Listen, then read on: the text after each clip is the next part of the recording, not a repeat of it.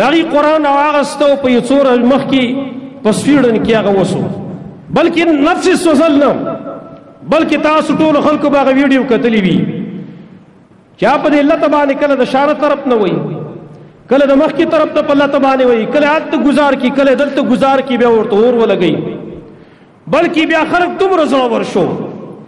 چې د مسلمانانو په ملکونو کې هم بعضې خلک راپاڅېده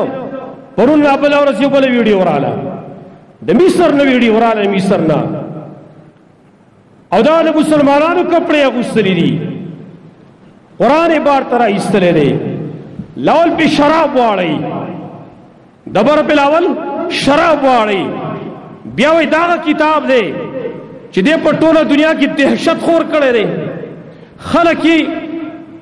هغه افراتفری پیدا کړې ده خلک یې د خپلو کارونه منع کړی دی او بیا دبره ورته اور ولګوي د مسلمان په نوم باندې مسلمانانو کافر مرتد دی خو لیکن اوسې یو د مسلمانانو په ملک کې یوه ویډیو بله ویډیو دا سلسله به هم دقه شانته جاري که چېرته مسلمانان دقه شانته اوده پراته دي اواز ته پورته کوي نه حکومتونه اواز پورته کوي نه عوام اواز پورته کوي نه دا واقعات زمونږ په دې خپل ملک کې مراتلی شي د مسلمانانو په نورو ملکونو کې مراتلی شي کفار خودي زړور هغه هم دقه شانته کار کوي ای ته پته لګېدلې ده چې مسلمان نه هغه لشه وتلې ده کله کومه لشه چې مخکې دې کې موجود وه هغه لشه چې د هغې په وجه باندې به کفار د مسلمان نوم به یې چې اورېده لړزان به په هغې باندې راتله هغې باندې به یره راتله خپې په د هغې رپېدلې خپل ماشومان به هغې غلي کول د مسلمان په نوم باندې به یې غلي کول چې مسلمان راپسې راغی لیکن د مسلمانانو د هغې د بې غیرتوب زما حضرت غواړم الفاظ که زما سختي د مسلمانانو د بې غیرتوب په وجه باندې غیرت ختم شو هغې راولګېده عظیم کتاب په هغې باندې حمله کوي او بیا په دومره بې دردانه طریقه باندې په کله په لته باندې وهه کله په دبره شراب اړوه تاسو نه تپوس کومه زما خپل ځان دی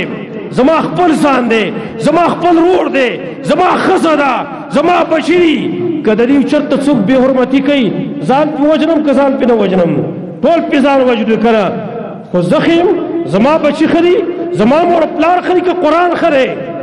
تاسو نه تپوس کوم قرآن ښه دی که زموږ بچي ښه دي قرآن دې په دنیا کې وي زما بچی دې نه وي زما مور پلار دې نه وي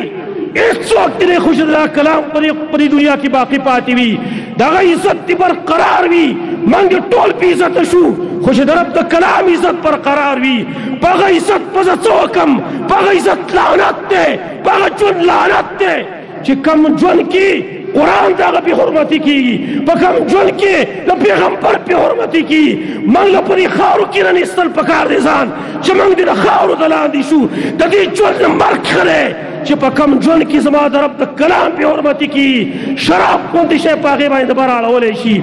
خو دا جرت چا ورکړی دی کفارو له خفه کېږو به نه دا جرت موږ ورکړی دی دا زموږ د مسلمانانو ورکړی دی دې مسلمانانو حکمرانانو ورکړی دی که چېرته دې کفارو ته دې په سترګو کې سترګې ورکړي وې دې سره سفارتي تعلقات ختم کړي وې د دې خلاف احتجاج کړی بین الاقوام کې سوال نه پیدا کړی چې کفار در رالګېدلي وې او هغې دې د قرآن بې حرمتي کړې وې موږ دا نه او موږ خو دا عقیده ده چې که د انجیل او د تورات څوک بې حرمتي کوي سره د دې نه چې پای کې تحریفونه هم شوي دي لیکن بیا هم خو پکې آیتونه شته که نه د الله زمونږ دا عقیده ده چې څو د تورات او د انجیل بې حرمتي وکړي موږ کافر شمارو هغه موږ مرتد خارج د اسلام شمارو هغه خو لیکن بالفرض او تقدیر وایم بالفرض او تقدیر که چېرته یو مسلمان انجیل بې حرمتي صرف دومره وکړه چې ګزار یې کو د دې کفارو چغې به تاسو وګورئ د دې حکومتونو چغې به تاسو وګورئ بیا دا مسلمانان به هم رالګي هغه به ګرفتارئ تا د خلکو زړونو ته درد رسولی دی خو کفار که زموږ زړه ته درد رسوي خیر دی ولې موږ بې سرو سامانه یو موږ یتیمانان پاتې شي یو دلته قرآن یتیم پاتې دی پیغمبر د هغه عزت او د هغه ناموس یتیم پاتې شوی د هغې څوک دفاع کوونکی نشته دی همدغه شان چړ به په موږ باندې راځي خو دا هم درته ویم دا کفار ولې زړور شوي یو خو دغه زموږ د غیرت د هغې ختمېدل دي خو بل موږ د قرآن څه څه کړي دي موږ د قرآن څه زده کړي کافر به ولې ازړه ورکېږي نه نن د مسلمان رجحان وګورئ د مسلمانانو رجحان قرآن ته ډېر زیات دی که نه د کفارو د هغې چې کوم وسایل دي دا یې چې کوم الکترانیک میډیا ده د هغې چې کوم فیسبوک دی یوټوب دی انسټاګرام دی واټساپ دی دې ته مسلمان نوجوان توجه زیاته ده که قرآن ته ده په ایمان یې وایي کافر ولې زړه ورکېږي دا د پښتو متل دی که نه دی وایي څوک چې د کور سپک دی بار یې څوک نشي سپکولی خو چې څوک د کور نه سپک شي بار خلک بیا هغه سپکوي قرآن موږ په خپله باندې د هغې بې حرمتي کړې ده نن ځکه کفار سره ور شوي دي تاسو نه ګورئ په مسجد کې چې کله د قرآن درس یې څومره کسان ورته کښېني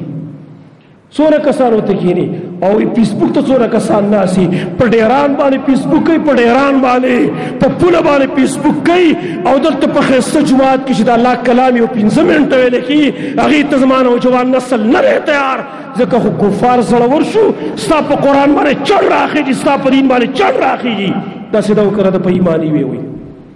لہذا زما ټول مسلمانانو ته دا پیغام دی حکومت وقت ته زموږ دا مطالبه ده چې تاسو اهل اقتدار وي ستاسو په سر باندې ذمہ داري ده کلکم راع وکلکم مسئول عن رعیته